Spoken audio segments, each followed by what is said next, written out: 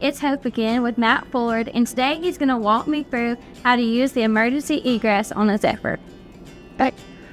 So on this egress door, I've already removed the little access panel, and you do that, it's Velcro to the bottom of the door. There's two little handles, you just pull it off and relieve this panel from it. So now we can actually open the door. So you've got your handle right there, and it looks kind of like a car door handle. You just open that car door handle. So once you've opened that door, all you have to do is open your Velcro strap that holds the ladder steady, fold it over, and your ladder drops down for emergency exit. Now I'm going to demonstrate on how to get down.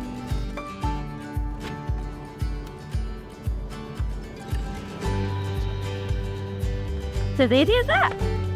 So how many times can you use the emergency egress door? As many times as you would like. Thank you so much, Matt, for coming out and showing us all that we need to know about these models. Anytime.